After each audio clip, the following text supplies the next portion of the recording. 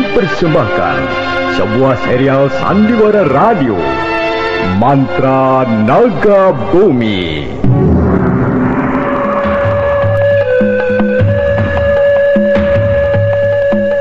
Mantra Naga Bumi, sebuah kisah misteri tentang hilangnya kitab Lawang Pitu dan mahkota biru, lambang keperkasaan Mataram kala itu. Penuh ketegangan, dendam, dan keserakahan diseling dengan kisah romantis yang mengharukan. Mantra Naga Bumi, naskah karya Toto Prambana, teknik dan montase Sastro Gento, musik Frans Harius dengan sutradara Dian Pertiwi.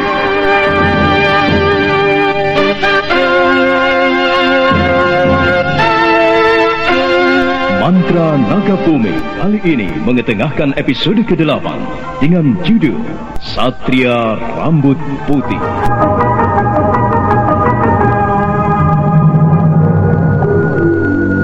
Rakai Galuh menatap Naga Caling dengan pandangan tajam, lalu menatap Rakai Mahisa putranya. Ada kebimbangan di dalam jiwanya, tapi lama-kelamaan keyakinan mulai memupuk hatinya. Perlahan-lahan Rakai Galuh melangkah ke arah jendela, lalu melemparkan pandangannya jauh ke arah utara kota raja, seakan-akan ingin melihat dan membuktikan kebenaran kejadian itu.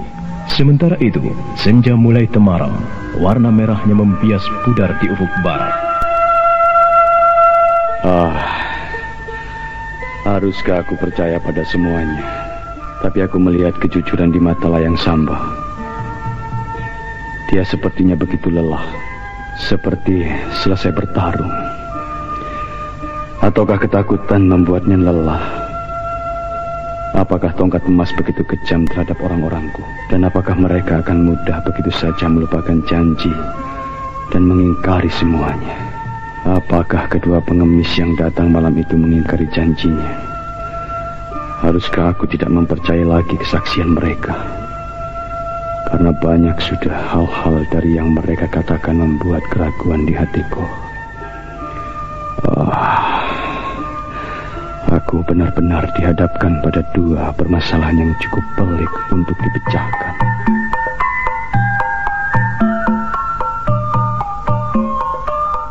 Romo Prabu, saya harap Romo Prabu menarik pelarangan itu. Kelompok tongkat emas bukanlah sebangsa kelompok yang bisa dipercaya. Selama ini mereka telah membuat kerusuhan di mana-mana. Tapi Romo Prabu melarang saya bertindak kasar dan keras terhadap mereka. Sekarang toh mereka tetap saja tidak mau berbuat baik pada orang-orang Brakjingga. Mereka malah berlaku semenang-menang. Mereka merasa berada di atas angin, lalu seenaknya membunuh para prajurit. Rakai Mahisa, berilah kesempatan padaku untuk berpikir. Agaknya kejadian ini perlu perhitungan yang matang. Sebagai raja aku harus memperhatikan kedua-duanya. Maaf Romo Prabu, memang sikap itu baik sekali. Tetapi kalau kenyataannya lain, apakah kita harus berpangku tangan? Apakah kita harus terus-menerus menunggu dan menunggu, sementara mereka semakin banyak dan semakin liar serta ganas? Ataukah Romo Prabu tidak percaya pada saya untuk menumpas mereka, para pengemis itu? Ampun Gusti Prabu, apa yang dikatakan rakyat muda Rakai Mahisa adalah benar. Kalau kita biarkan mereka terus, hamba takut semakin hari para prajurit akan dijepit ketakutan untuk bekerja, dan akhirnya mereka akan mengalami sakit jiwa karena tertekan perasaannya. Karena ruang lingkup dan kebebasan mereka dikungkung oleh musuh-musuh mereka, yang sebenarnya mereka itu adalah orang-orang gila yang suka mencekoki keadaan dengan segala macam kesempatan. Akhirnya Brakjingga akan dihuni oleh para prajurit yang sakit. Maka kita semua akan terancam. Tidak mungkin keselamatan Gusti Prabu pun akan terancam.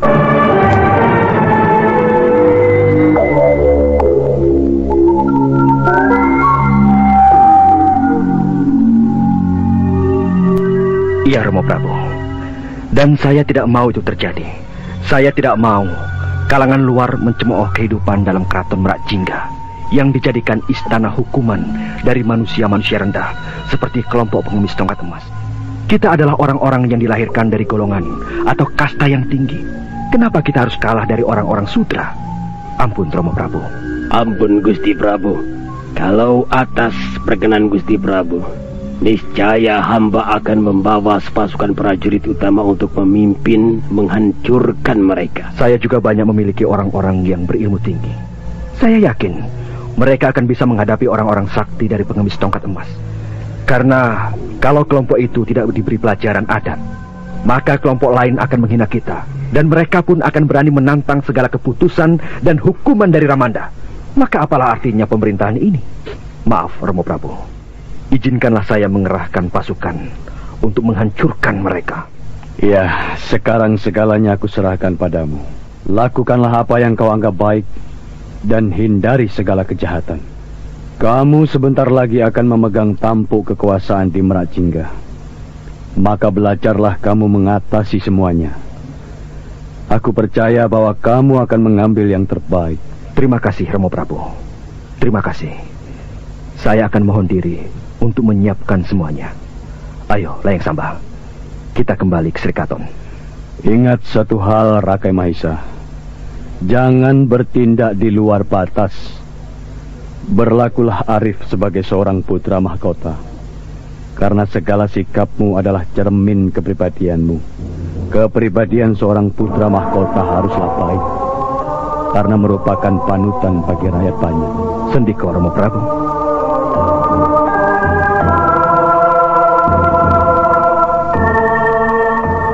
Malam baru saja turun, namun Meracingga telah sepi. Para penduduk kota raja sore-sore telah menutup pintu, maka tak heran kalau saat matahari tenggelam, keadaan telah sunyi senyap. Para pengawal jaga tampak hilir mudik di sekitar keraton dan di sekitar Taman Sari serta Taman Kaputren. Pikiran mereka agak gelisah.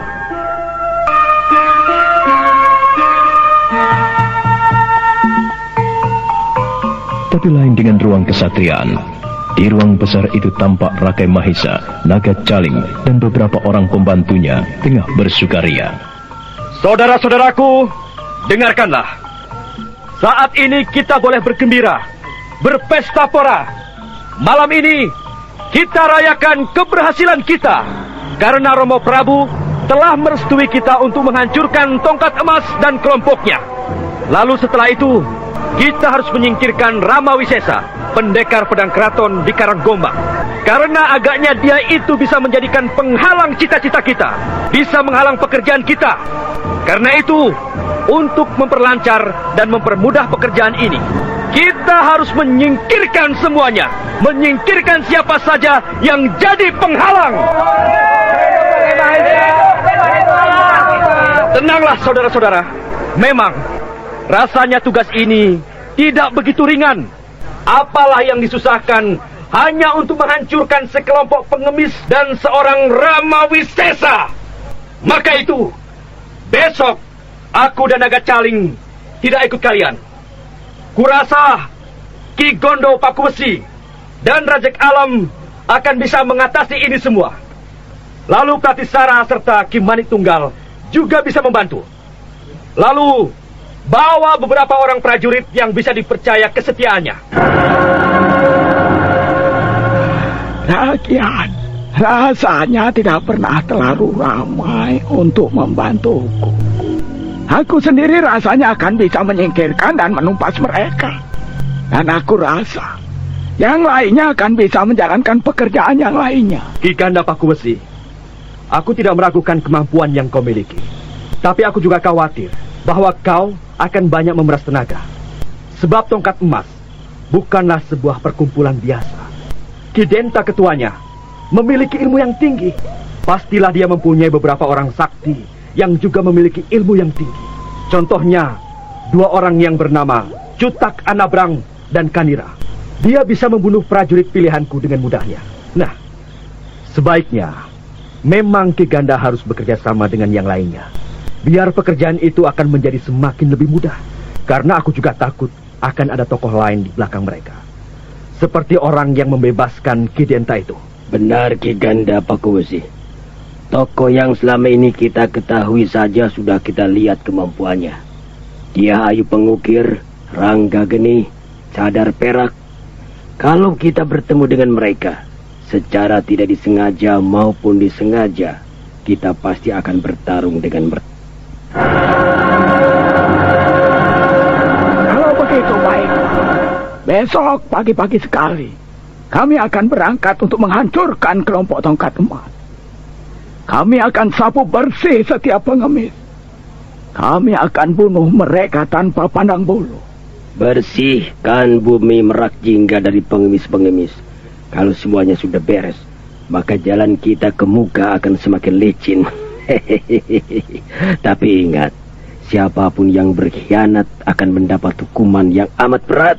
Ya, kalau ada yang berkhianat padaku, maka aku akan menghukumnya dengan hukuman yang paling berat, yang membuat kalian tidak akan tahan menerimanya. Dan berjalanlah dan bekerja dengan baik. Jangan sampai Romo Prabu mencium tindakan kalian. Aku akan mengamati seluruh perbuatan kalian. Baik, Rakyat. Kami akan melaksanakan tugas dengan baik. Sekarang, lanjutkanlah kegembiraan kita. Ayo, besok pagi-pagi sekali, kalian memang sudah harus berangkat. Ayo minum lagi. Tambah saja sepuas kalian. Ayo minumlah.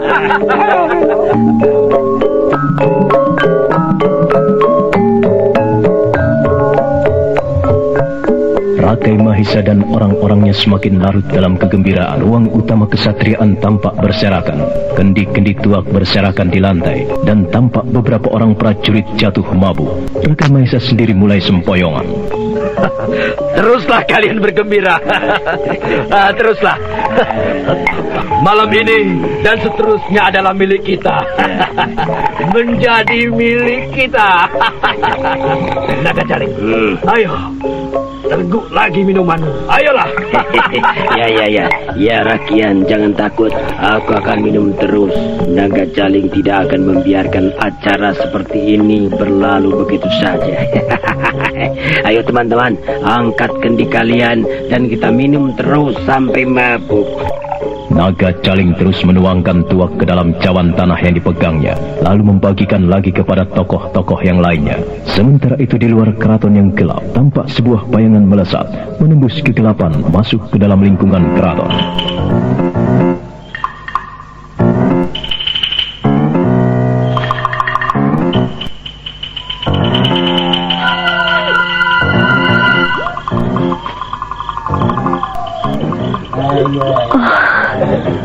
Ruang gedung kesatriaan tampak terang. Apakah masih ada yang berjaga? Sebaiknya aku ke sana saja.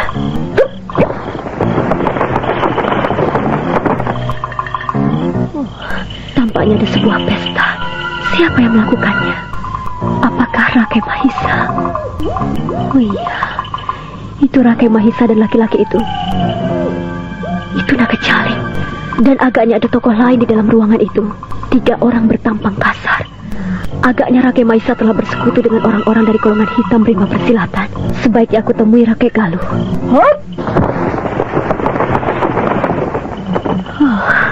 Di ruangan mana dia berada? Apakah dia berada di ruangan permaisuri? Ataukah di ruang pribadinya? Itu ada 2 orang penjaga. Sebaiknya aku robohkan saja. Iya, mereka telah pingsan. Sebaiknya aku seret dan kesembunyikan dia. Nanti kalau ketahuan yang lainnya bisa gawat. Rencanaku bisa berantakan. Lalu dia Ayu Pengukir menyeret kedua pengawal jaga yang dirobohkannya ke tempat sepi. Kedua pengawal itu disembunyikannya di balik gundukan Taman Kaputren. Setelah itu, dia Ayu Pengukir keluar dan berjalan menuju Serambi Kaputren. Aman sekarang.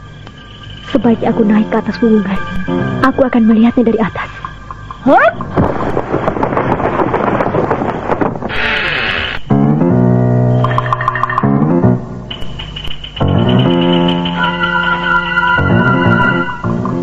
Tiba di atas wuwungan, dia Ayu Pengukir segera membuka sebuah genteng. Perlahan dia mengintip ke bawah. Ruangan tidur permaisuri Rakai Galuh yang bersih nampak terang. Tapi dia Ayu tidak melihat adanya Rakai Galuh, kecuali sang permaisuri yang tidur sendiri. Aku tidak melihat adanya Rakai Galuh tidur di sini. Ataukah dia tidur di ruangan pribadinya? Atau di ruangan selirnya yang lain? Sebaiknya aku cari ke kamar pribadinya saja. Dan aku sebaiknya lewat atas ini. Nah, ini kamar Gusti Prabu Rake Galuh. Sebaiknya aku intip lagi dari genteng ini. Dia Ayu Pengukir menggeser genteng, lalu dia melongok ke bawah. Dia melihat seorang laki-laki sedang mondar-mandir di dalam ruangan itu. Dan dengan cepat, dia Ayu mencabut beberapa buah genteng dan kemudian melayang turun. Selamat malam, Gusti Prabu. Kau? Ya, aku datang lagi. Maaf kalau aku mengganggu istirahatmu. Tapi agaknya Gusti belum istirahat. Apakah Gusti sedang memikirkan sesuatu? Karena aku melihat Gusti mondar-mandir dengan gelisah. Dia datang lagi. Oh, wajahnya itu. Wajahnya membuat aku ingat lagi padanya. Oh, Melur. Apakah? Oh, tidak mungkin dia putrimu. Mau apa kau datang lagi kemari? Maaf, Gusti. Sepertinya ada yang tidak beres dalam ceritamu. Karena Gusti menyembunyikan sesuatu padaku. Aku tidak mengerti maksudmu. Bicaralah yang benar. Gusti, waktu itu aku datang kemari menanyakan tentang kalung berkepala harimau dan sepasang tusuk konde emas. Tapi rasanya aku tidak puas dengan keteranganmu. Aku merasa Gusti menyembunyikan sesuatu. Kurasa aku telah menceritakan semuanya. Dan hanya itulah yang aku punyai tentang sepasang kalung berkepala harimau dan tusuk konde emas. Aku tidak punya cerita lagi. Hei, jangan memaksaku untuk melakukan kekerasan, Gusti Prabu. Aku bisa berbuat apa saja di sini malam ini. Dan aku bisa merubah keadaan keraton Merakjingga ini dengan sekejap. Rakai Galuh terkesima. Laki-laki penguasa kerajaan Merakjingga itu terpana memandang ke arah dia Ayu Pengukir yang tiba-tiba berubah kasar dan garang. Mata perempuan itu berkilat tajam menatap Rakai Galuh. Raja itu mundur beberapa langkah ke belakang, namun dia Ayu merangsak maju. Katakanlah, Gusti. Aku yakin Gusti memiliki cerita lebih tentang kalung dan tusuk konde emas itu. Kurasa kau pasti memiliki maksud tertentu dengan membuat benda itu. Ayo, ceritakanlah. Atau pedang pelangi ini akan memaksa Gusti untuk bercerita. Rakai Galuh terkesima. Laki-laki penguasa Merakjingga itu terpana memandang ke arah dia Ayu Pengukir yang tiba-tiba berubah kasar dan garang. Mata perempuan itu berkilat tajam menatap Rakai Galuh. Raja itu undur beberapa langkah ke belakang, namun dia Ayu Pengukir terus merangsak maju.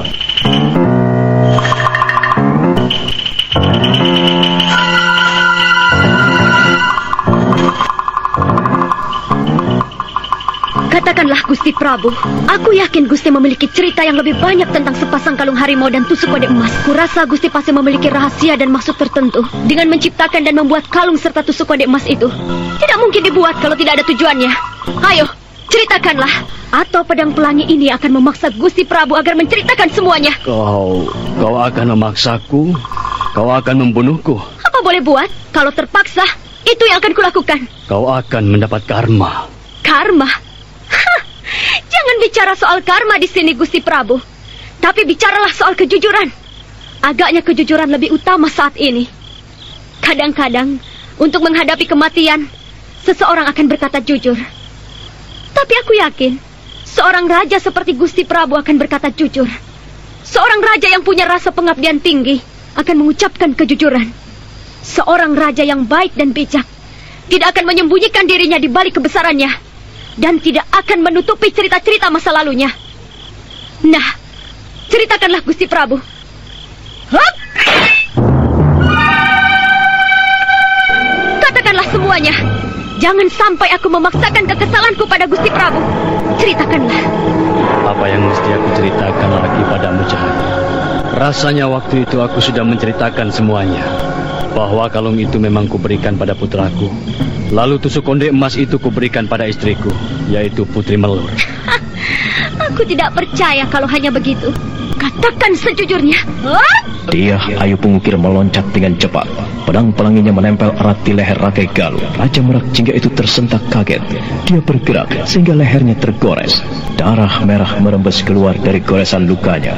Dia Ayu Pengukir tersenyum penuh arti. Hei, aku hanya menghendaki sebuah cerita yang jujur.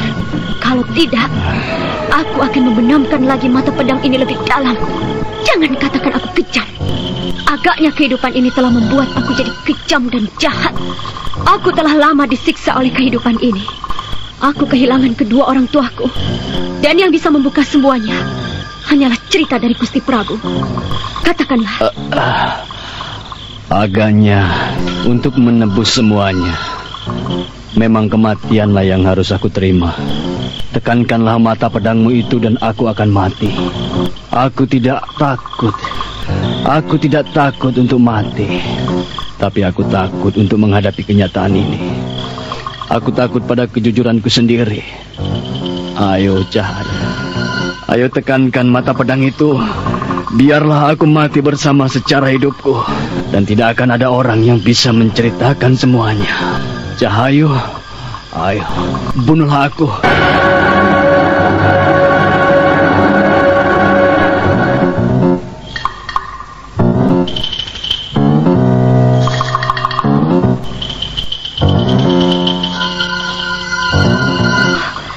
Kenapa jadi begini?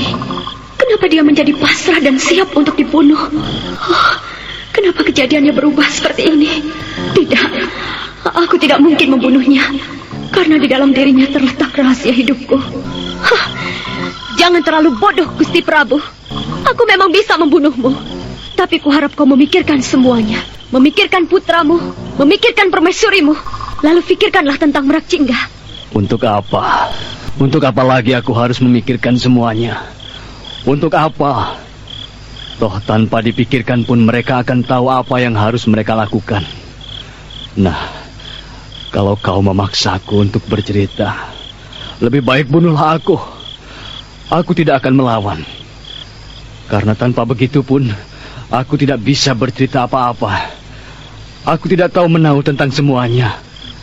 Dan aku membuat kalung serta tusuk konde emas itu tidak lain hanyalah untuk diberikan pada orang-orang yang aku cintai. Lain tidak. Nah, bunuhlah aku. Gusti Prabu, apakah tidak terfikir olehmu?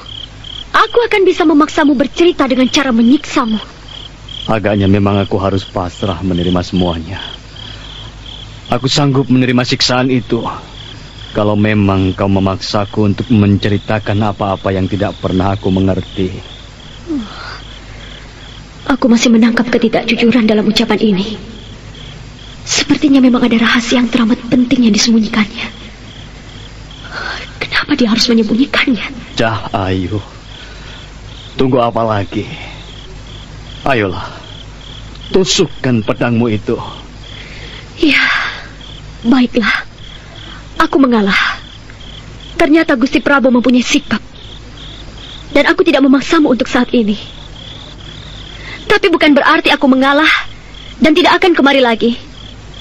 Aku akan mencari Kirata Kencana sampai ketemu. Aku yakin orang tua itu mempunyai rahasia yang sama dengan Gusti Prabu. Itu hakmu. Kau boleh mencarinya. Tapi aku rasa dia pun tidak banyak tahu tentang rahasiaku.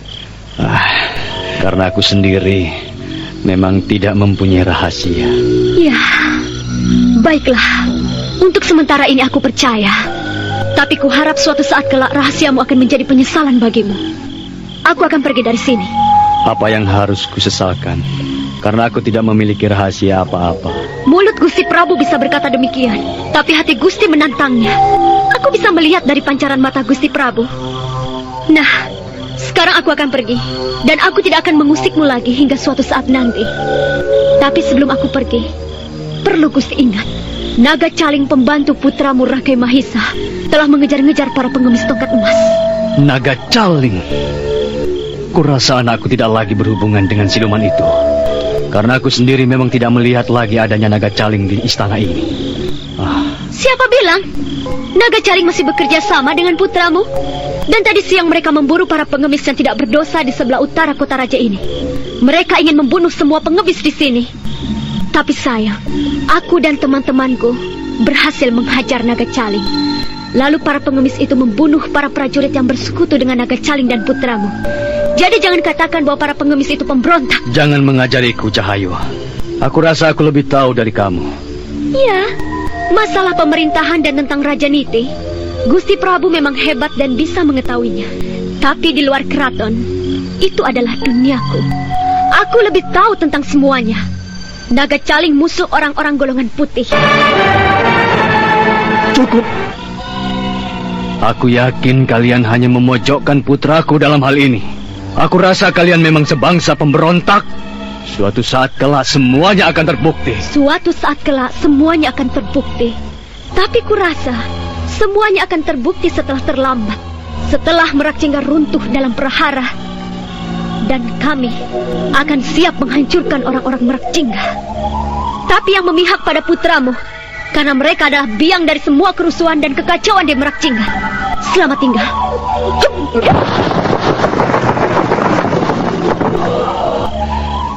Dia telah pergi dengan meninggalkan Gorestuka di leherku.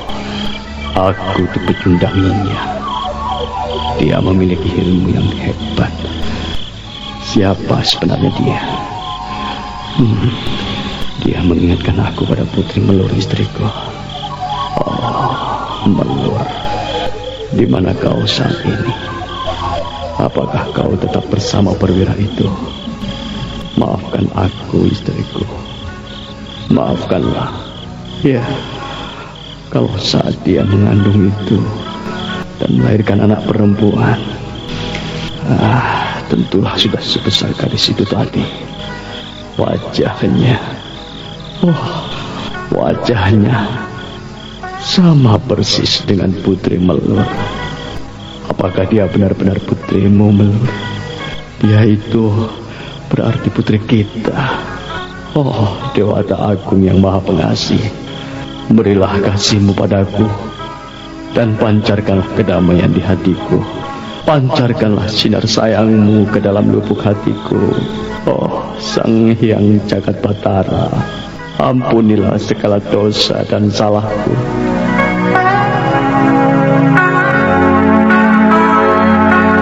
Yang Maha Agung, kenapa aku harus mengalami nasib seperti ini? Kenapa semuanya mesti terjadi terhadapku? Kenapa?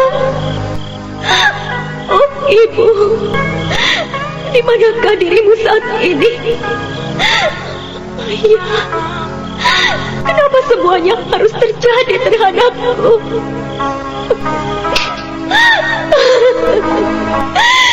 Dewata, haruskah aku menjalani hidup ini seorang diri? Haruskah aku berjalan tanpa bimbingan dan kasih sayang? Mana kedua orang tuaku? Haruskah? Oh, tidak! Engkau harus mempertemukan aku dengan kedua orang tuaku. Harun, jangan kau buat aku gundah, Dewata. Jangan kau risaukan hatiku. Ayah, Ibu, di mana kalian? Di mana?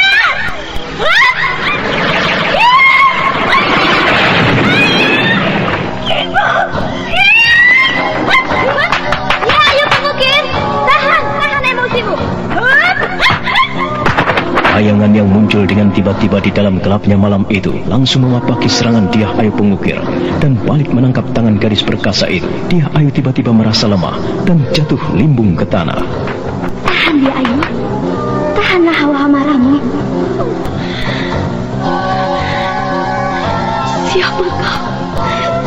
Siapa kau? Dyah Ayu, apakah kau telah melupakan aku? Apakah hawa amarahmu telah begitu menguasai dirimu sehingga kau tidak mengenali cadar yang kupergunakan ini? Kau cadar perak? Oh, aku. Kenapa aku jadi seperti ini? Kenapa nasibku begitu malang? Apakah aku memang harus menjalani hidupku dengan cara seperti ini? Dyah Ayu, tabahlah. Karena semuanya dalam kehidupan ini akan mempunyai riwayat dan cerita tersendiri, mempunyai sejarah sendiri. Tapi sejarah hidupku agaknya memang berwarna kelabu cadar perak. Apa sebenarnya yang telah terjadi, Dyah Ayu? Ceritakanlah. Kenapa kalimat yang kau ucapkan begitu putus asa? Kenapa, Dyah Ayu? Tidak seharusnya ucapan putus asa keluar dari mulut seorang pendekar sepertimu. Cadar perak. Kenapa tidak boleh? Kenapa? Tidak bolehkah aku bersedih dan berputus asa? Bukankah putus asa itu milik manusia? Milik semua orang yang hidup seperti kita. Iya, benar. Putus asa adalah milik semua orang. Tapi orang yang bagaimana? Ketahuilah dia, Ayu. Putus asa itu adalah milik orang-orang yang tidak mempunyai kekuatan batin. Orang-orang yang tidak memiliki ketabahan dalam hidup. Apa? Tabah? Tabah?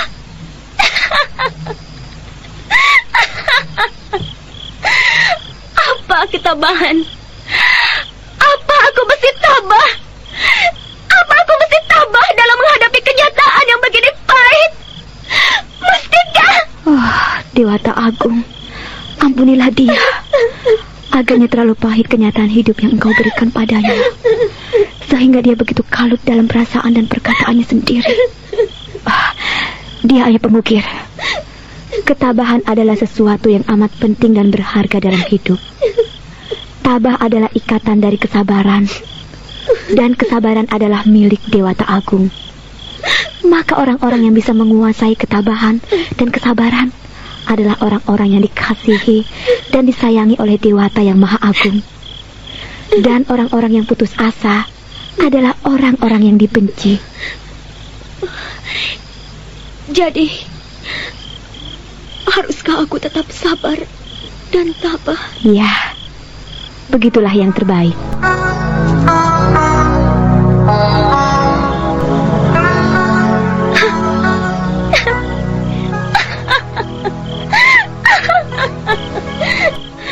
Untuk berapa lama?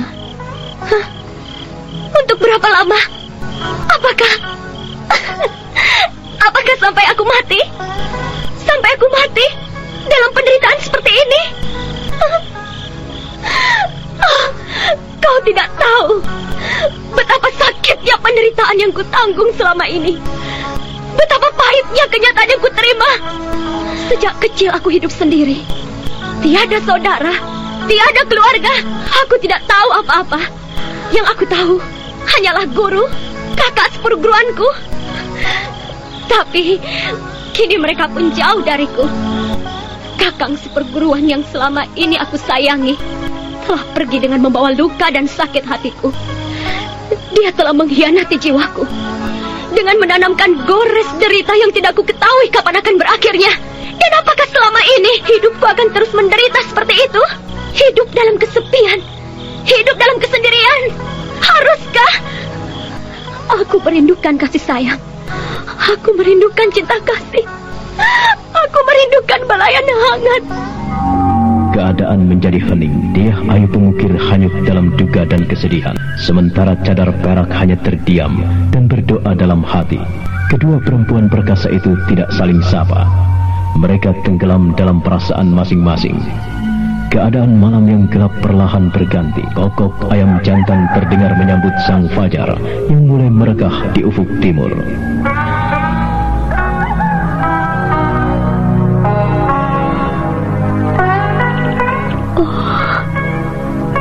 Cadar Perak, rasanya terlalu berat beban derita yang kutanggung selama ini. Begitu pahit kenyataan hidup yang kuterima.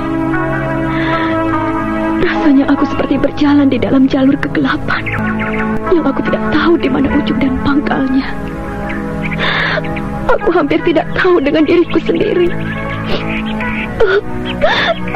Kadangkala aku bertanya, apakah benar aku ini lahir dari rahim seorang perempuan?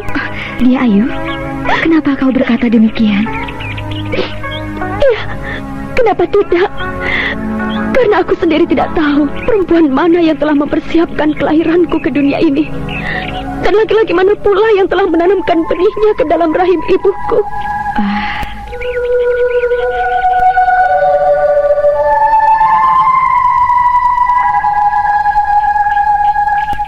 Dia Ayu, kau terlalu menderita sayang.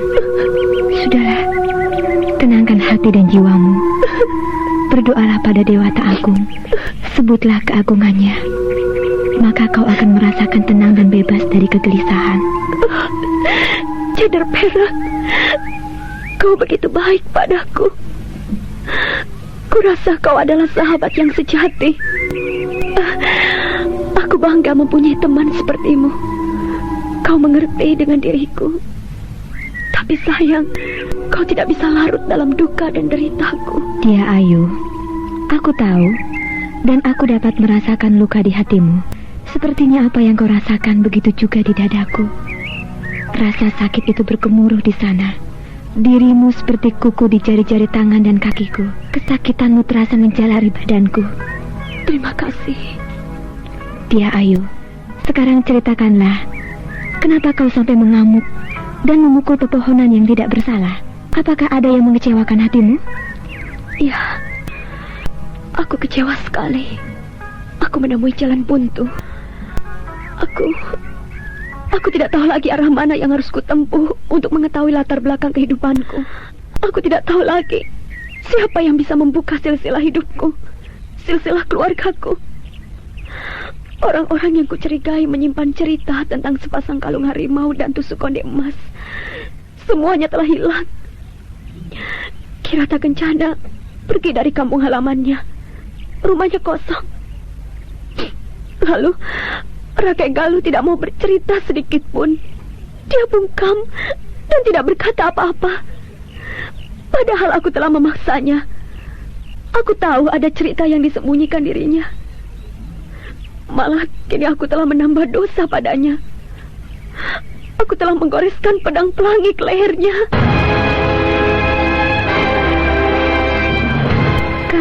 Kau telah melukainya?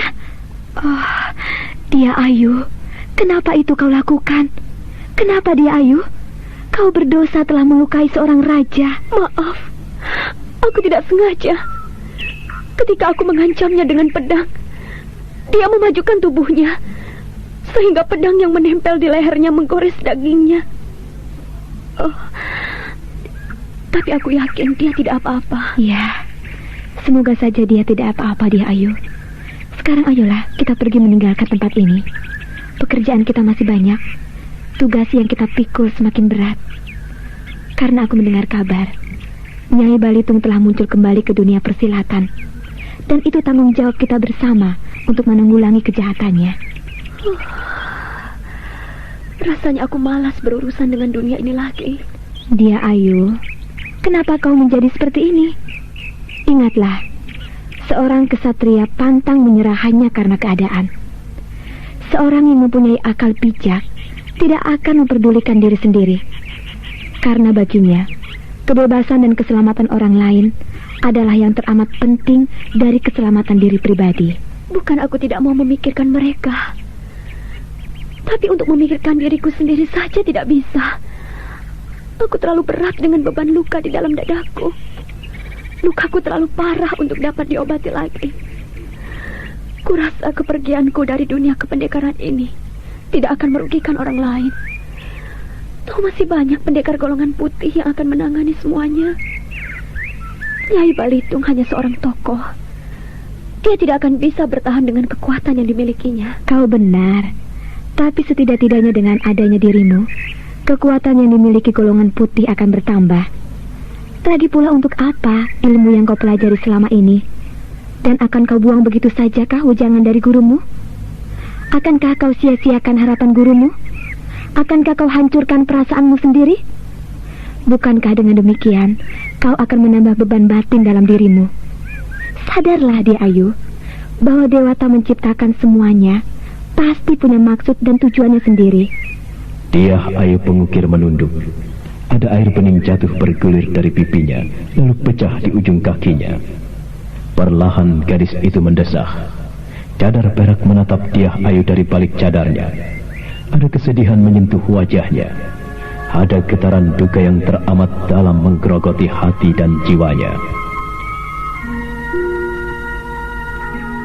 Seorang kesatria harus memiliki jiwa yang tabah dan ketenangan, serta kesabaran yang dalam. Tidak mudah hanyut oleh kekecewaan dan kesedihan pribadi. Kesampingkan rasa duka itu Dia Ayu. Tengoklah ke depan. Pandanglah lurus ke muka. kau akan menemukan sesuatu yang lain dalam hidupmu.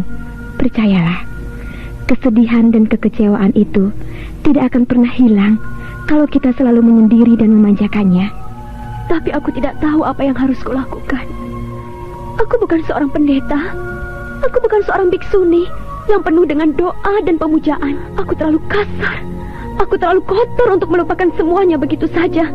Aku terlalu gelisah dengan kesedihan dan dukaku sendiri. Dia Ayu, kesedihan milik semua orang, milik semua insan yang hidup. Kesedihan itu berawal dan berasal dari kekecewaan. Dan kekecewaan itu berasal dari tidak tersampainya keinginan diri kita untuk mendapatkan sesuatu. Maka awal dari segala sedih dan duka adalah dari diri kita pribadi dan keakuan. Maka, untuk menghilangkan semuanya, kita harus bisa menguasai diri, menguasai alam pikiran, menguasai segala-galanya. Kurasa Maharesi Gupta telah menjelaskan semuanya padamu.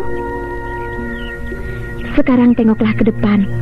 Tataplah bahwa gelap tidak selamanya menakutkan dan keremangan tidak selamanya membuat kita jadi was-was oleh bayangan pepohonan.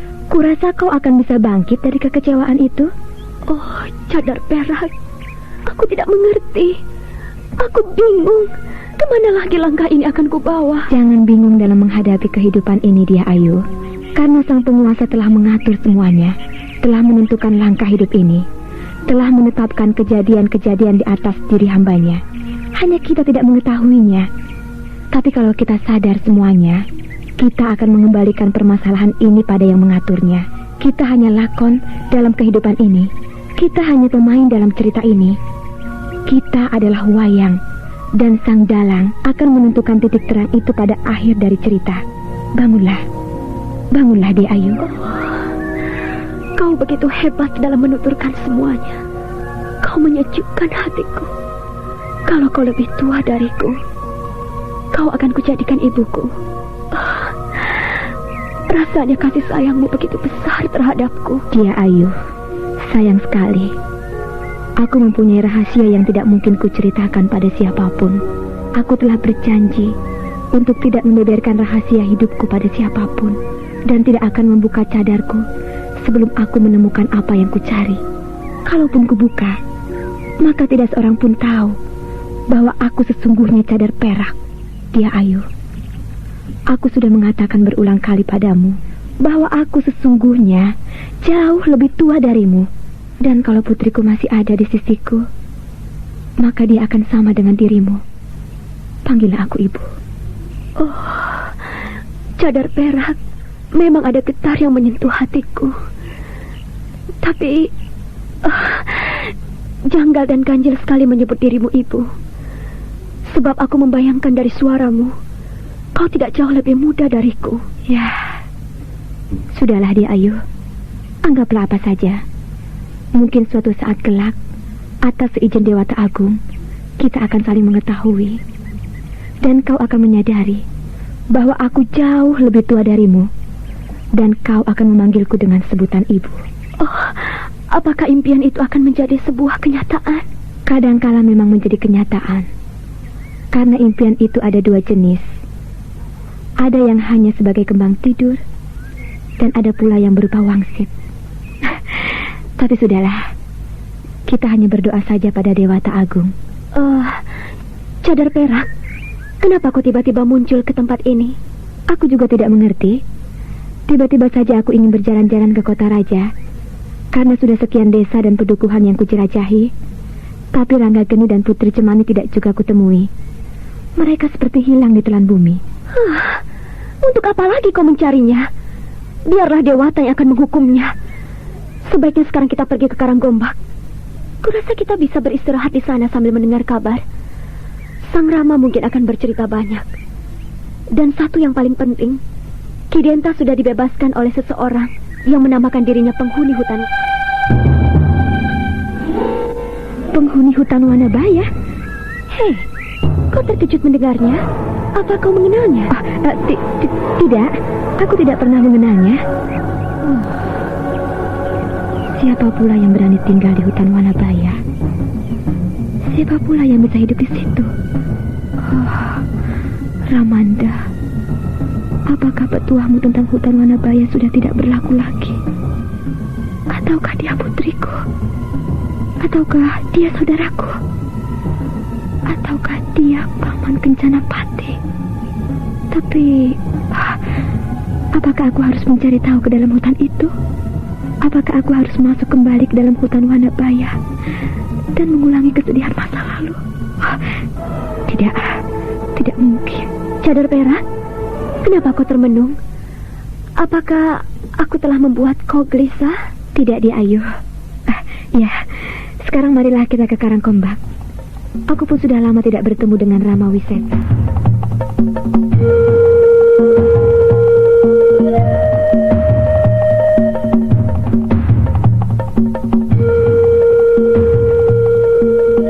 Kita tinggalkan perjalanan Cadar Perak dan Diah Ayu Pengukir yang menuju ke Karangkombak. Sementara itu, saat matahari mulai menyirami bumi dengan cahaya keemasannya, hutan Wanabaya mulai tampak meremang karena sinar matahari tidak bisa leluasa menyinari tanahnya, terlindung dedaunan pohon yang besar-besar.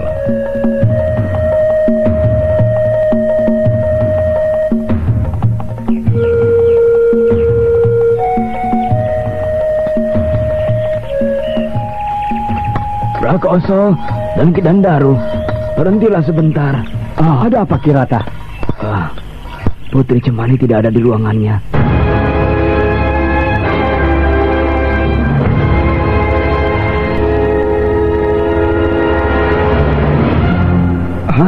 Tidak ada. Kemana Kirata? Itulah yang membuat aku tidak mengerti. Prakoso, sebaiknya kita cari di sekitar hutan ini.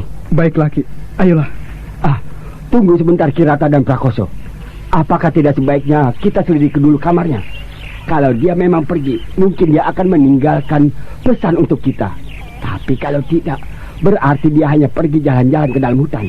Oh iya, kau benar Ki Dandaru. Agaknya aku telah terlalu tua untuk bisa berpikir seperti itu. Terima kasih Ki Dandaru. Sekarang biarlah aku dan Prakoso yang akan melihat ke kamarnya. Kau teruskan bekerja. Nanti kalau Ki Jungir pulang dari mencari buah, katakan padanya tidak perlu cemas. Kirata Kancana dan Prakoso segera menuju kembali ke pondoknya. Tak lama kemudian mereka telah berada di depan kamar yang digunakan oleh Putri Cemani selama ini. Hati Prakoso mendadak sedih. Dia tiba-tiba saja merasakan keganjilan atas kepergian Putri Cemani kali ini.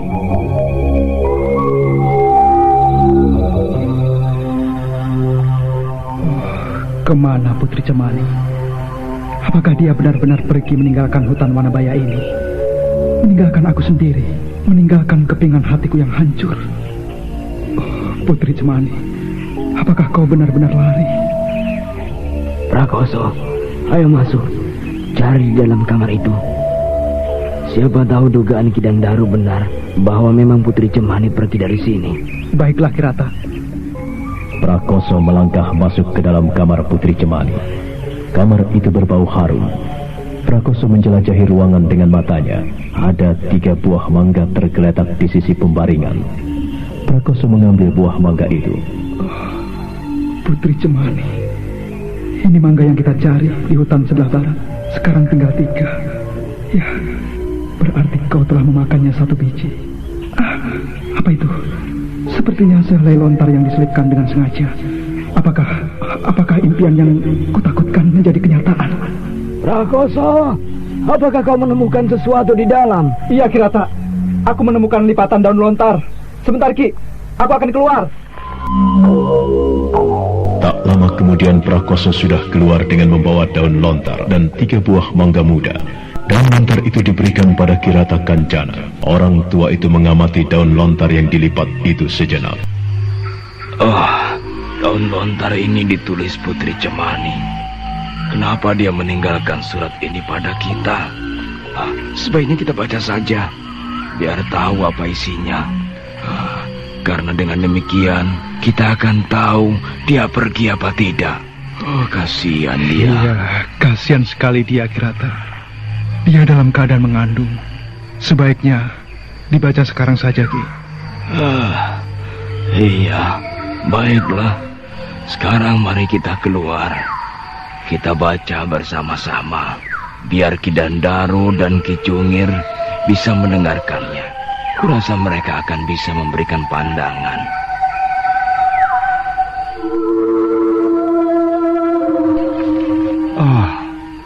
Bagaimana Kirata? Apakah benar Putri Cemani pergi? Iya, ini ada surat yang ditinggalkannya. Oh ya, mana Ki Jungir? Apakah dia sudah kembali dari mencari buah-buahan? Belum Kirata. Barangkali sebentar lagi. Sebaiknya dibaca saja. Nanti kalau Ki Jungir pulang, baru kita ceritakan. Baiklah, dengarkanlah. Aku akan membaca keras-keras. Kirata Kencana, Ki Dandaro, dan Ki Jungir serta Prakoso. Maaf, aku tidak sempat memberitahukan kepergianku pada kalian semua. Karena aku tidak ingin kalian menjadi repot dan sibuk karena diriku. Maka itu, aku putuskan pergi saja dari sini. Dan terima kasih banyak atas segala kebaikan kalian semua selama ini padaku. Mungkin suatu saat kelak, aku akan membalaskannya. Kalau tidak dapat, kurasa Dewata akan membalaskannya. Kirata Kencana, aku pergi. Mungkin ke kota raja. Aku akan mencari dan menemui suamiku. Karena dia harus menanggung semuanya. Dia harus menerima anaknya yang kukandung ini. Aku pergi untuk meminta tanggung jawabnya. Karena dia adalah ayah dari anakku. Maka itu, jangan ragukan dan jangan sesalkan kepergianku. Sekali lagi, aku ucapkan banyak terima kasih atas bantuan dan kebaikan kalian semua padaku selama ini. Dariku, Putri Cemani yang malang.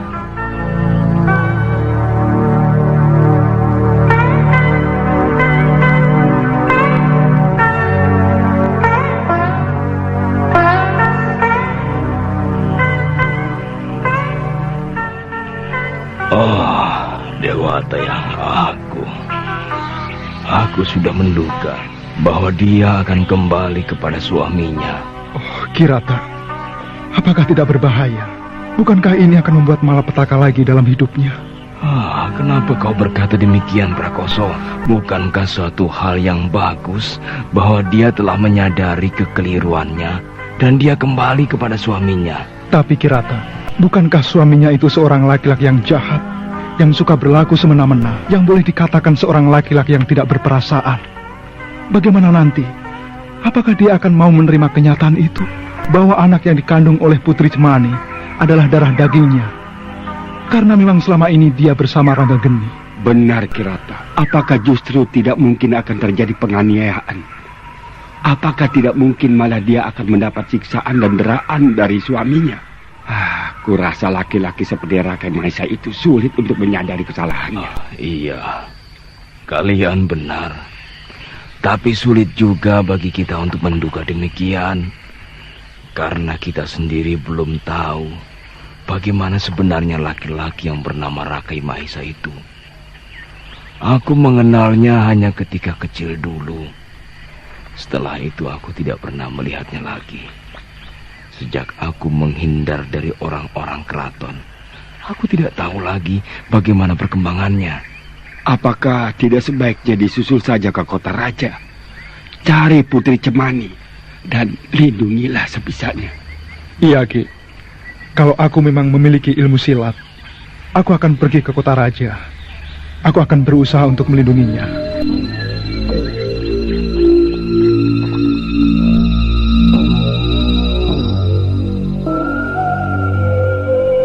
Kirata Kancana terdiam. Orang tua itu memandang Prakoso dan Ki Dandaro secara bergantian. Lalu terdengar dia mendesah panjang. Kemudian menatap lurus ke depan, menembus hutan Wanapaya yang diam dalam kebisuan. Kenapa jadi seperti ini? Meskipun aku turun lagi ke dunia ramai dan menunjukkan diriku, meskipun aku harus terlibat lagi dengan kehidupan keraton yang semu, Haruskah aku keluar dari hutan ini dan meninggalkan tanggung jawabku? Oh, jangan pikirkan tentang pekerjaan ini. Aku yakin memang ini adalah sebuah hukuman. Hanya caranya teramat halus. Karena sudah banyak jasa yang Kirata berikan pada Baginda Rakai Galuh. Tapi walaupun kemarin mereka tahu bahwa Kirata adalah keturunan Resi Wanabaya, tidak mungkin disuruh bekerja di hutan ini. Mungkin Rakai Galuh menghukumnya dengan cara lain. Hukuman ini hanya secara kebetulan saja, Kirata. Benar, Kirata. Kalaupun memang Kirata keberatan untuk meninggalkan pekerjaan ini, aku bersedia menyelesaikannya. Biarlah aku dan Ki Dandaro serta Ki Jungir yang bekerja siang malam untuk menempa emas-emas ini. Dan satu lagi yang perlu Kirata perhatikan, dan maafkan aku kalau terlalu lancang. Kirata Kencana adalah seorang yang mumpuni, yang selama ini bersembunyi di balik nama besar sendiri. Hanya karena tidak ingin diusik oleh orang banyak. Dan sekarang semua orang telah menganggap bahwa Kirata hanyalah seorang pandai emas, seorang tukang tempa, tidak lebih. Rasanya hal itu bisa lancar urusannya. Kalian ternyata berotak tajam dan mempunyai pikiran yang jernih. Aku bahagia sekali mempunyai pembantu yang memiliki pemikiran seperti ini. Tapi rasanya banyak segi yang mesti dikaji. Apakah tidak terlalu kurang ajar kalau sampai aku terlibat lagi dalam urusan keluarga kerajaan? Padahal sudah terlalu banyak rahasia kerajaan berada dalam genggaman tanganku, berada di dalam kuluman mulut dan lidahku. Haruskah aku tambah lagi dengan rahasia lain? Maaf, Kirata. Selama ini aku hanya mendengar ceritamu, dan aku telah bisa mengambil keputusan bahwa saat ini memang sudah waktunya untuk Kirata keluar dan menunjukkan jati diri Kirata kepada orang-orang keraton Merak Jingga. Sudah saatnya Kirata membeberkan rahasia itu pada yang perlu. Misalnya Cempaka, putri yang mencari kedua orang tuanya, yang membawa sepasang kalung berkepala harimau dan tusuk konde emas itu. Nah, untuk apa lagi menutupinya, Kirata? Bukankah dengan demikian Kirata telah menutupi siapa mereka? Dan kalau ternyata mereka mempunyai hubungan darah, lalu kemudian hari mereka saling bunuh, apakah bukan Kirata yang menanggung dosa dan penyesalan mereka? Ki Dandaro, kau ternyata lebih hebat dan pandai dari apa yang ku tahu selama ini. Kau selama ini banyak diam dan selalu bekerja, ternyata mempunyai wawasan yang luas. Maaf, Kirata. Aku belajar dari pengalaman. Bukankah Kirata telah banyak menyampaikan wejangan bahwa belajar dari pengalaman kita akan lebih baik dari pengalaman itu sendiri? Iya, kau benar. Aku mungkin lupa. Mungkin aku selama ini selalu dikekang oleh keinginan untuk hilang dari pergaulan kehidupan dan melupakan semuanya. Maka aku tidak lagi bisa berpikir jernih. Baiklah, aku mengerti kemauan kalian. Jadi Kirata akan pergi menyusul Putri Cemani? Ya, rasanya sekali basah. Biarlah aku mandi sekali. Semoga Dewata memaafkan kesalahanku. Semoga Dewata mengampuni khilafku. Tapi satu pintaku. Katakanlah, Ki. Aku yang akan menjalankannya. Tidak banyak, Prakoso. Dan aku yakin kalian akan bisa melaksanakannya. Katakanlah, Kirata. Iya, katakanlah, Ki. Jangan sesekali kalian keluar dan meninggalkan hutan ini. Tutup rahasia tentang diriku. Kalaupun ada orang-orang keraton atau siapapun yang berhasil masuk kemari menanyakan diriku, katakanlah bahwa aku tidak ada lagi. Atau kalau perlu katakan bahwa aku telah mati.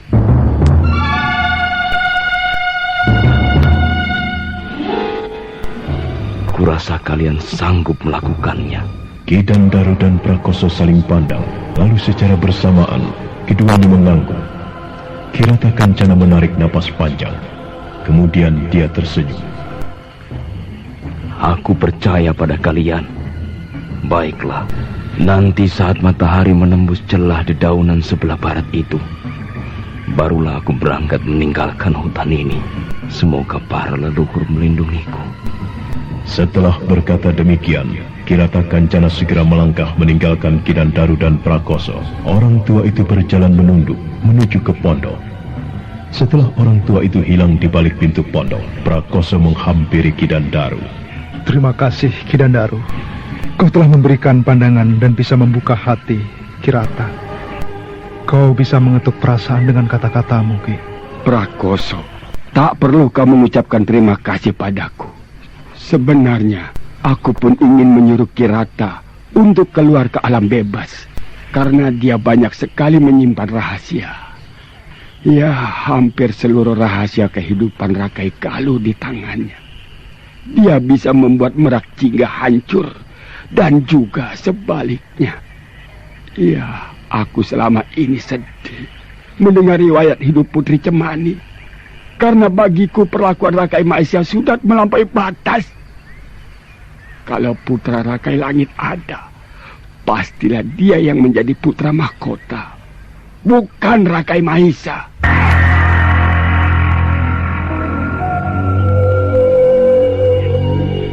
Kau pun sepertinya menyimpan rahasia itu, Ki Dandaru. Tidak, Prakoso. Aku hanya tahu sedikit. Karena aku ikut bekerja dengan Kirata sejak dia mulai menjadi penempa emas. Tapi baru sekarang aku mengetahui bahwa dia adalah keturunan Resi Wanabaya dan paman dari Putri Melur, istri pertama Rakai Galuh. Dia begitu hebat menyembunyikan rahasianya, Prakoso. Iya, aku kagum dengan orang tua itu. Sayang sekali, dia tidak mau mengajariku ilmu kadikjayaan. Padahal aku tahu bahwa dia memiliki kesaktian. Iya, semoga saja dia bisa menyelamatkan Putri Cemani. Prakoso, aku melihat kecemasan wajahmu. Apakah kau begitu mencintai Putri Cemani?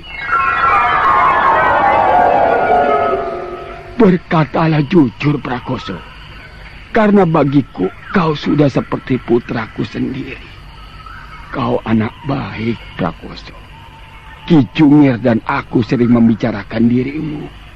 Kau dan Putri Cemani memang cocok. Tapi rasanya kalau soal cinta itu, aku tidak tahu. Apakah kau mencintainya, Prakoso? Iya, aku amat mencintainya, Ki. Aku menyukainya sejak dia datang kemari. Lalu setelah itu, kau tahu bahwa dia mengandung anak orang lain. Apakah kau masih mencintainya? Justru itu aku semakin mencintainya. Sebenarnya, aku ingin menjadikan anak itu sebagai anakku sendiri. Aku mencintainya dengan tulus. Rasanya baru kali ini aku mengenal perempuan seperti Putri Cemani. Tapi sayang, dia pergi sebelum semuanya terlaksana. Berdoalah, Prakoso. Kalau jodohmu dia tidak akan kemana-mana. Kirata akan membawakan dirinya untukmu kembali, Prakoso. Sudahlah, sekarang kita berdoa saja. Iya, berdoa sambil bekerja, menyelesaikan tugas kita.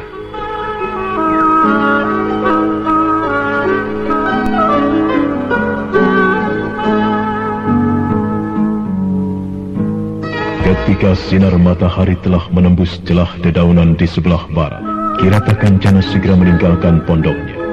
Langkahnya yang tenang menapak di bawah tatap mata Ki Dandaru, Prakoso dan Ki Jungir. Ada perasaan haru yang menyentuh relung hati mereka, dan secara bersamaan mereka ingat akan ucapan Kirata Kancana ketika akan meninggalkan mereka. Aku tidak tahu dengan pasti apakah jalan itu begitu mulus, ataukah banyak jurang yang terjal dan batu yang runcing. Aku memang berharap bahwa sesungguhnya jalan ini akan licin dan mulus. Tapi aku juga yakin Dewata pasti akan memberikan ujian padaku. Kita ikuti perjalanan Kirata keluar dari hutan Wanabaya. Laki-laki tua itu tidak menoleh-noleh lagi ke belakang. Dia telah melupakan pondoknya. Pikirannya terus ke depan, ke arah luar, karena ketika menyusuri tepian hutan, dia telah mendengar suara para prajurit Merak Jingga yang masih menjaga hutan itu. Kenapa kita masih terus disuruh berjaga di sini? Rasanya sudah tak ada lagi yang harus kita jaga. Ya, rasanya semakin serem saja menjaga pinggiran hutan ini. Selama ini yang kita dengar hanya lolongan anjing dan serigala serta auman harimau, lalu tertawa kuntilanak. Iya. Sarapan kita setiap malamnya hanya tawa kuntilanak dan suara binatang. Sementara yang kita jaga tidak ketahuan nasibnya. Apakah sudah mati atau belum? Ya, untuk apa sebenarnya kita menjaga Kirata Kencana dan kawan-kawannya? Apakah cuma alasan agar jangan sampai emas-emas itu dirampok? Kurasa alasan itu tidak masuk akal. Iya, siapa orangnya yang gila mau masuk merampok dalam hutan seperti ini?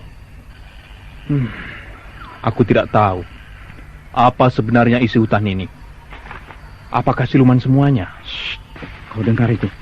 Ada langkah orang. Sepertinya dari dalam. Kedua prajurit itu segera memasang kuping. Mata mereka berusaha menembus keremangan di balik pepohonan yang rimbun. Sementara tangan mereka melambai ke sana kemari memanggil teman-teman mereka. Tak lama kemudian tempat itu sudah ramai oleh para prajurit.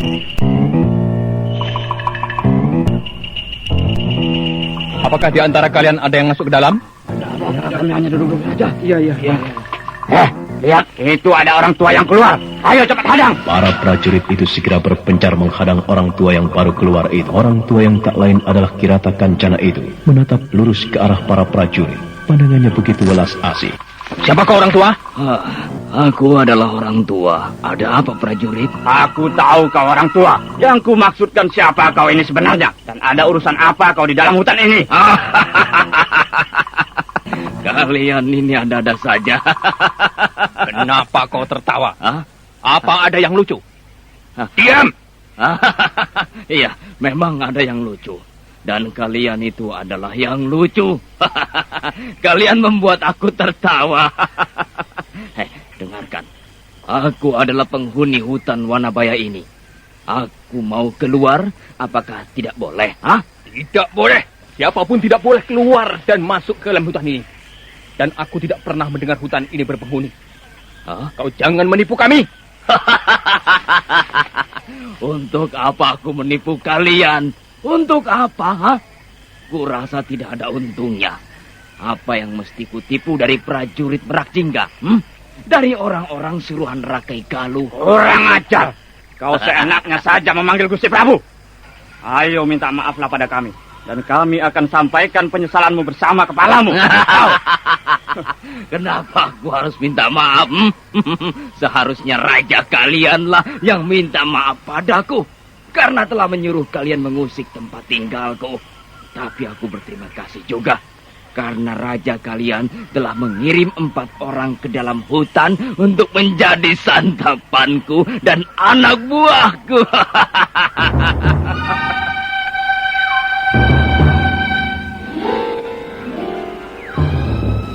Para prajurit itu tersentak mendengar ucapan Kirata Kencana. Mereka surut beberapa langkah ke belakang. Kirata Kencana tertawa panjang. Tawa itu begitu menggetarkan hati dan perasaan. Aku telah menjadikan keempat tukang pandai emas itu sebagai santapan siang dan malamku selama ini. Dan senja ini aku keluar kemari hanya untuk menangkap beberapa orang di antara kalian untuk santapanku berikutnya. Aku sudah lapar selama beberapa hari belakangan ini. Dan aku mencium ada bau manusia di luar hutan ini. Makanya aku kemari. Sekarang, siapa yang lebih dulu mau menjadi santapanku? Ayo, majulah sebelum aku menangkapnya sendiri. Setan alat! Kau jangan menakut-nakuti kami orang tua. Meskipun kau memang penghuni hutan ini. Tapi jangan harap kami akan menyerah begitu saja. Kawan-kawan, ayo serang dia. Yes!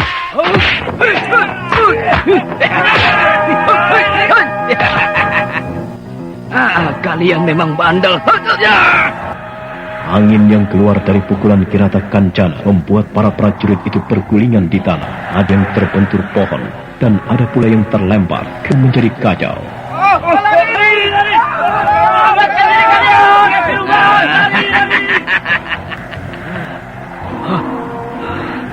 Mereka bisa takut-takuti. Mereka lari tunggang langgang. Sekarang sebaiknya aku coba seret. Kirata Kancana melesat pergi meninggalkan hutan Wanabaya. Dia berlari kencang. Sebentar-sebentar tampak dia berlari di antara hutan ilalang. Lalu tampak menuruni bebukitan. Sementara itu, marilah kita beralih ke dasar bumi hutan Wanabaya, di mana Rangga Geni menempa ilmunya selama ini.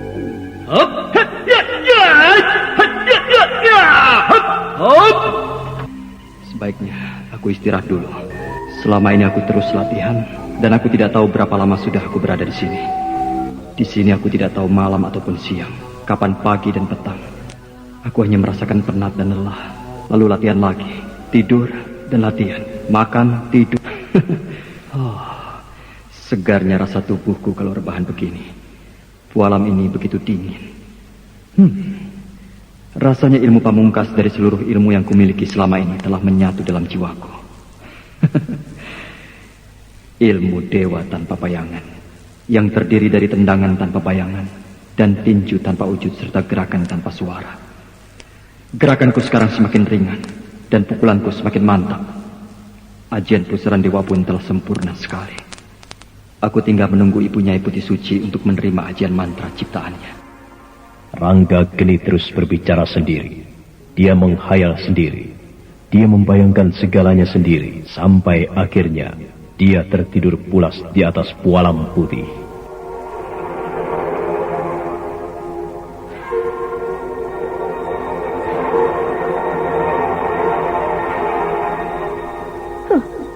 Rupanya sini kau bersembunyi selama ini, Rangga Geni. Laki-laki rendah, laki-laki yang tidak mempunyai harga diri. Cadar perak, tahan ucapanmu. Kenapa kau tiba-tiba menuduhku seperti itu? Apa salahku? Apa salahmu? Tanyakanlah pada dirimu sendiri. Apa salahmu dan apa dosamu? Kurasa kau tahu jawabannya. Jangan terlalu berbelit-belit. Jangan buat aku semakin bingung dan tidak mengerti. Katakanlah, Cadar perak, kenapa kau menuduhku seperti itu? Laki-laki buaya. Kau seorang pendekar yang licik, menggunakan dalam kesempitan, menggunakan peluang yang kotor. Cadar perak, tahan ucapanmu, tutup mulutmu. Jangan sampai aku salah tangan. Kau ingin memukulku? Silakan. Tapi sebelum itu kau lakukan, aku akan menghukummu lebih dulu. Kenapa kau totok aku?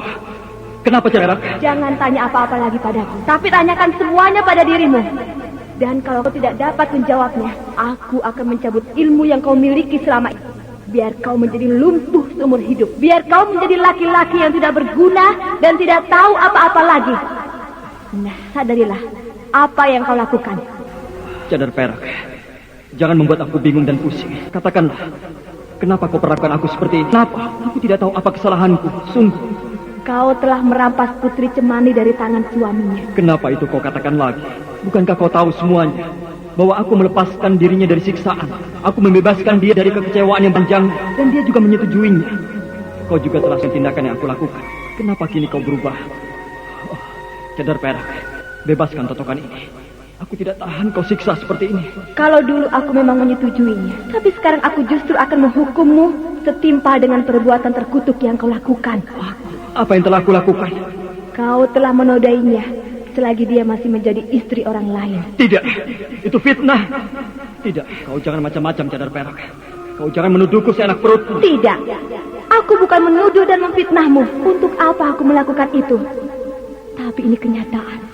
Kini Putri Cemani hamil. Dia mengandung anakmu. Apakah kau masih mungkir?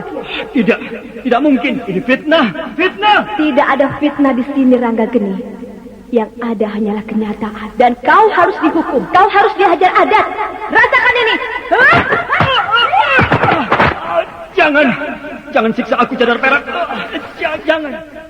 Aku tidak melakukan apa-apa pada Putri Cemani. Demi dewasa aku tidak menyentuhnya sedikit pun. Jangan, Cadar perak, sadarlah. Jangan. Tidak bisa. Aku akan menghukummu. Setelah itu, aku akan mencabut semua ilmu yang kau miliki. Aku akan melumpuhkan dirimu biar kau tidak berlaku semaumu lagi, Ranggageni. Jangan, Cador. Jangan lakukan itu. Aku mohon padamu, jangan cabut ilmuku. Jangan. Tidak, jangan. Ranggageni, sadar, nak. Ranggageni, sadar. Jangan, tidak. Ranggageni. Ranggageni, anakku. Bangun, sayang. Bangunlah. Kau bermimpi.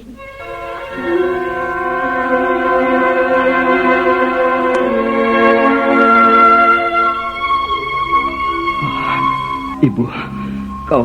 Iya, aku ini. Aku ibumu. Kau bermimpi jelek. Sudahlah, bangunlah. Pergilah ke danau pemujaan. Bersihkan wajahmu. Cepat. Buanglah segala kegelisahan itu. Ayo bangunlah, sayang. Aku hanya bermimpi.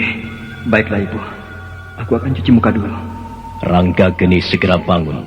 Lalu dia melangkah menuju ke ruang pemujaan untuk mencuci muka. Tak lama kemudian dia sudah berada kembali di depan Nyai Putih Suci.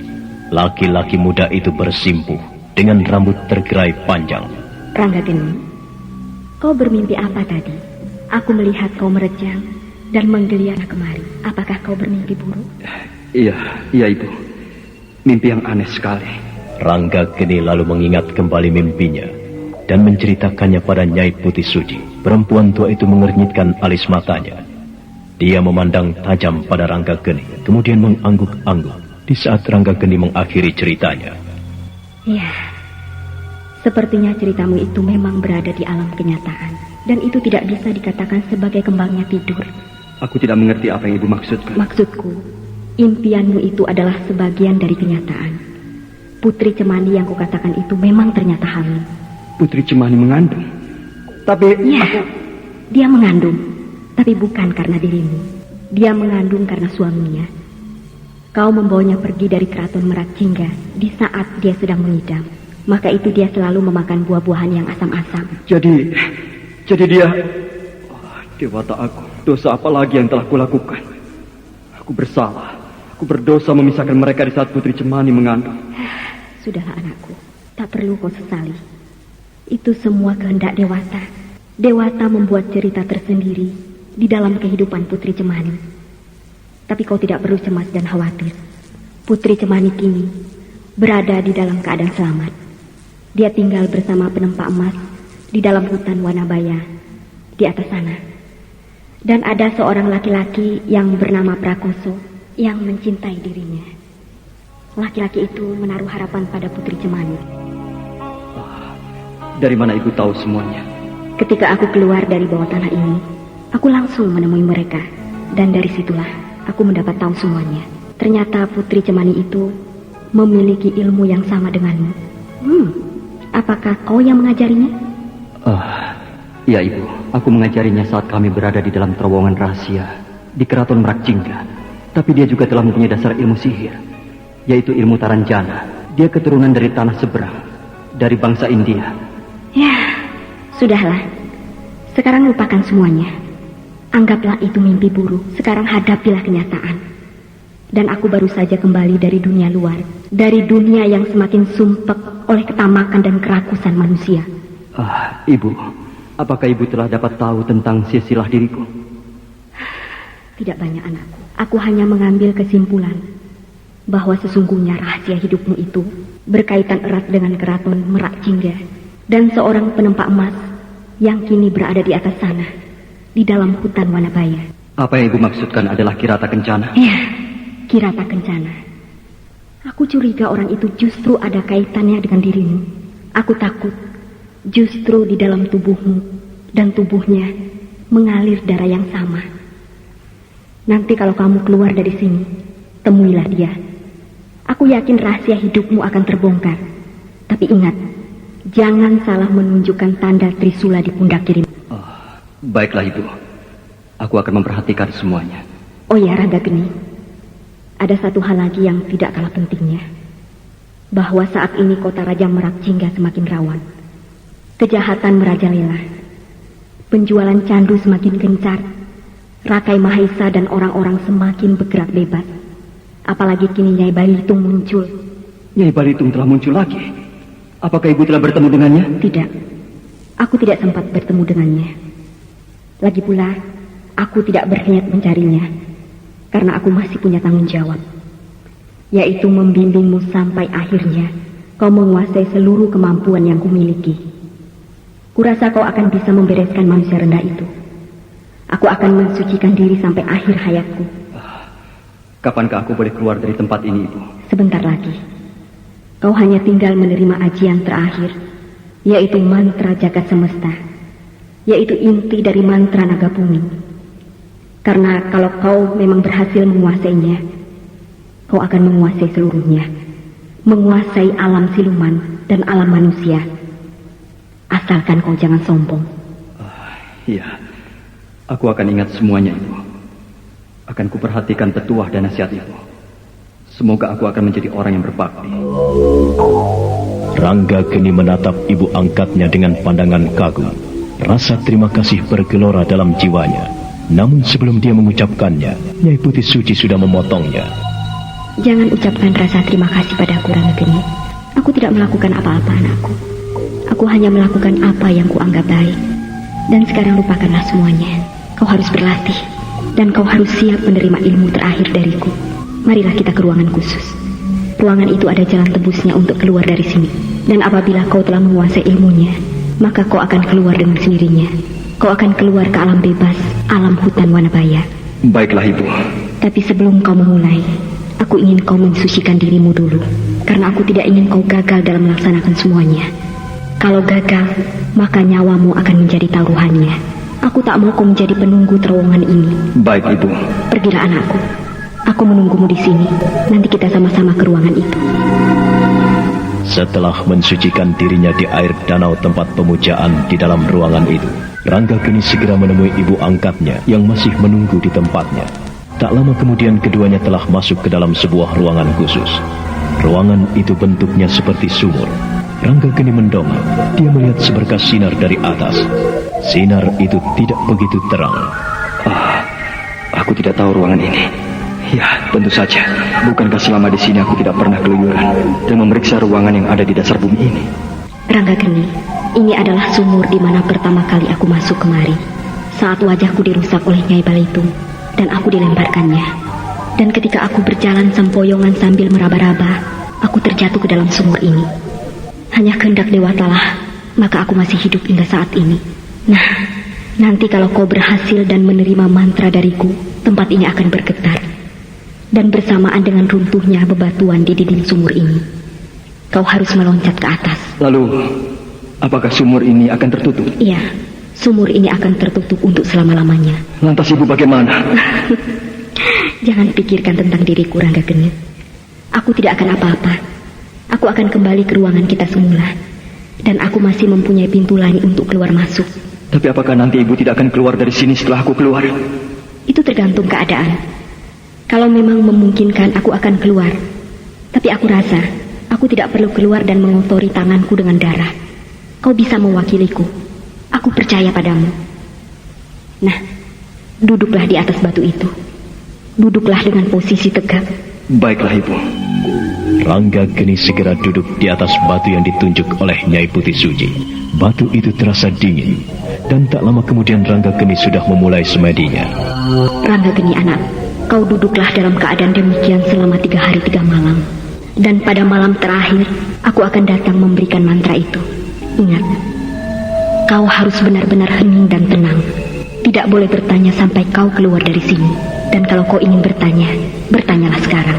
Ibu, aku ingin tahu akibat dari mantra itu. Apakah selain mati, ada akibat lain? Iya, selain mati ada akibat lain. Tapi itu bukan juga karena akibat, tapi itu sudah merupakan tahapannya. Yaitu sebelum kau menguasai seluruhnya dengan sempurna. Tapi kalau sudah bersatu dengan sempurna dengan dirimu, maka rambutmu akan kembali seperti biasa. Nah, ada pertanyaan lain? Ada, Ibu. Setelah aku keluar dari sini, apakah aku akan bisa masuk lagi kemari untuk menemui Ibu? Bisa. Kau tinggal masuk dengan menyusuri kali yang memotong di perbatasan hutan Wanabaya. Di sana ada terowongan sebesar badan manusia. Kau masuklah dengan membuang daya perlawanan. biarkan air itu membawamu masuk. Maka kau akan tiba di danau pemujaan. Terlalu sulit rasanya. Apakah tidak ada jalan lain lagi, Ibu? Ada, tapi hanya aku yang boleh mengetahuinya. Itu adalah rahasiaku sendiri. Dan aku harap kau tidak terlalu memaksa. Nah, sudahlah Ranggageni, mulailah. Baiklah, Ibu. Doakanlah semoga aku berhasil.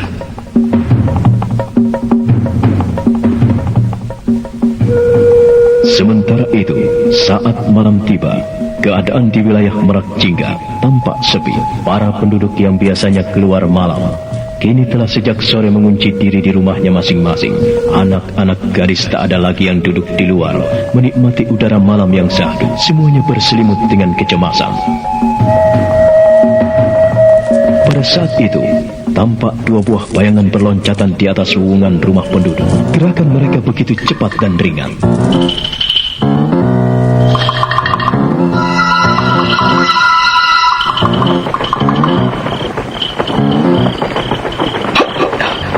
Naga Caling, yang mana rumahnya? Yang di ujung sebelah sana, rakyat. Itu yang agak besar. Oh, jadi itu rumahnya. Apakah kau yakin bahwa rumah itu ada anak perawannya yang cantik? Mataku tidak pernah salah melihat perempuan, rakyat. Sejak kapan aku pernah mengecewakan rakyat? Iya, sebaiknya kita segera ke sana. Kedua bayangan yang tak lain adalah Rakai Mahisa dan Naga Caling itu langsung melesat ke arah rumah yang dituju. Tak lama kemudian keduanya sudah berada di atas wuwungan rumah besar itu. Rakyat, kamarnya yang sebelah sana.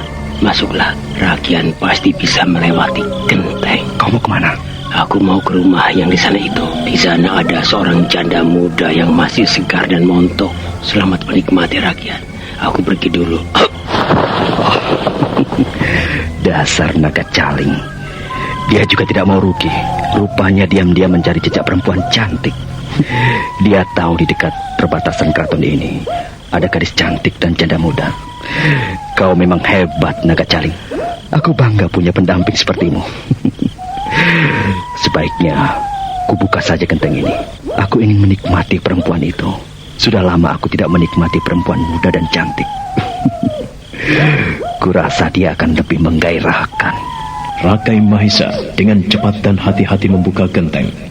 Setelah terbuka, pangeran muda itu terpana. Di bawahnya tampak seorang gadis cantik sedang tidur terlentang. Dadanya tampak turun naik dengan teratur. Darah Rakai Mahisa menggelegak. Maka secepatnya dia melayang turun.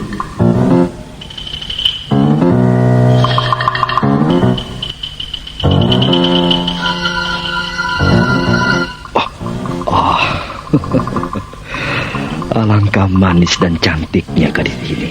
Hidungnya bagus, bibirnya serasi, ya, dagunya pun begitu mengagumkan. Luar biasa. Naga Caling memang bermata tajam kalau memilih soal perempuan. Sebaiknya kubangunkan saja. Tidak ada nikmatnya kalau lagi tidur begini.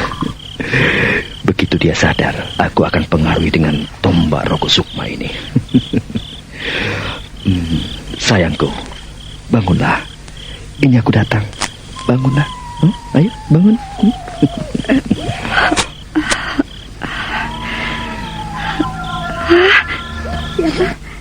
Siapakah? Tenanglah sayang. Lihatlah aku. Tatap mataku. Aku pangeran pujaanmu. Pangeran yang selama ini kau impikan. Ayo, lihatlah padaku. Lihat mataku.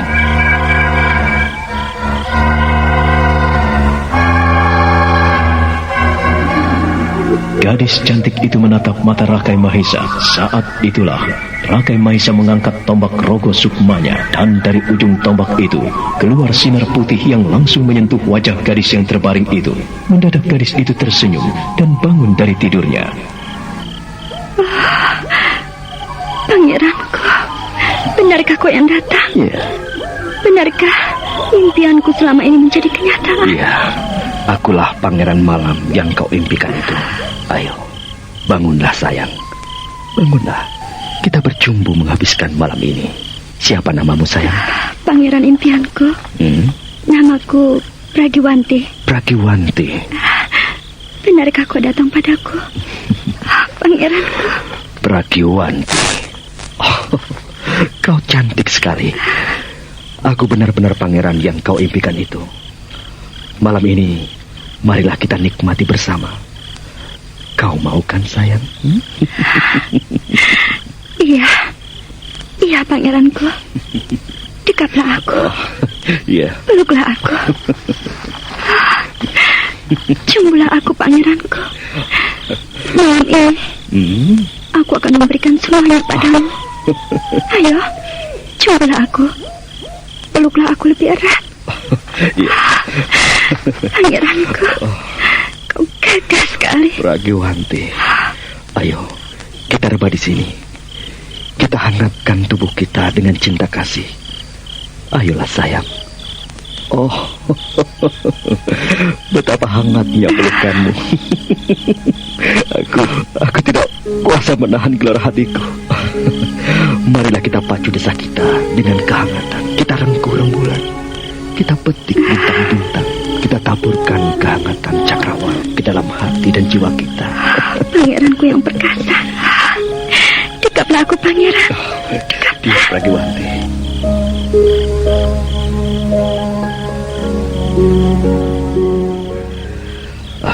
Pragiwanti, aku harus pergi. Kenapa kau pergi? Kenapa, pangeranku? Apakah aku mengecewakan dirimu? Apakah... Oh, bukan itu, sayang. Kau adalah gadis yang paling hebat. Tidak, kau tidak mengecewakan aku.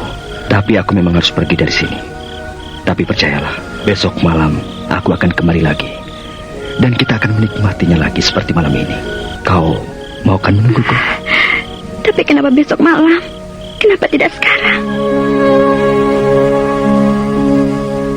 Maafkanlah aku, sayang. Aku adalah seorang pangeran. Aku tidak boleh meninggalkan istanaku. Kalau Romo Prabu tahu, maka aku akan dihukum dan tidak akan bertemu kau lagi. Lalu, kau akan mencumbuiku dalam mimpi. Tidak, aku tidak mau semuanya menjadi impian lagi. Iya, baiklah. Pergilah pangeranku. Aku akan menunggumu esok malam. Kita akan pergi menyeberang laut, menyusuri ombak yang menghempas. Iya, sayang. Kita akan menyusuri ombak yang menggulung. Kita akan terkapar di atas buih-buihnya yang putih. Kita akan mabuk melepaskan ke karang pasir.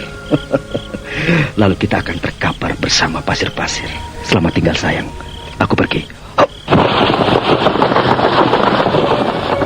Rakai Mahesa kemudian hilang di telan kegelapan malam. Genteng rumah di atas kamar Pragiwanti tertutup sudah.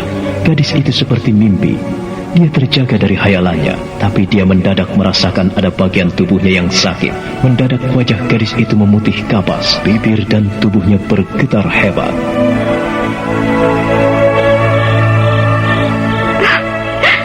Apa yang telah terjadi padaku? Apakah aku benar-benar bermimpi? Tapi tidak. Aku merasakan tubuhku seluruhnya sakit dan darah. Darah apa ini? Kenapa tempat tidurku berdarah? Tubuhku lelah sekali. Aku lelah. Apa yang telah terjadi? Apakah pangeran itu benar-benar menodaiku? Kenapa lolongan anjing itu tiba-tiba mengerikan sekali? Dan kenapa bulu kuduku berdiri semuanya? Kenapa? Siapa yang mengetuk jendela kamarku? Siapakah? Manis, bukalah jendelamu, Pragiwanti. Bukakan aku jendela. Aku dingin. Aku dingin sekali di luar. Aku dingin. Siapakah?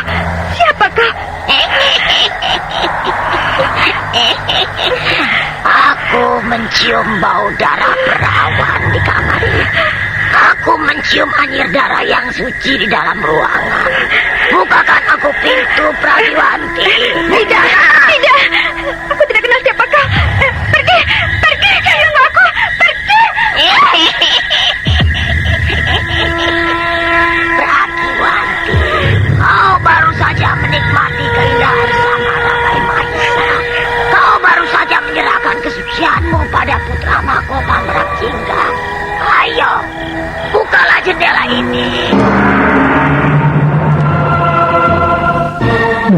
apa yang akan dialami oleh Pragiwanti? Saudara pendengar, ikuti saja terus serial Mantra Naga Bumi ini dalam seri berikutnya. Sampai jumpa.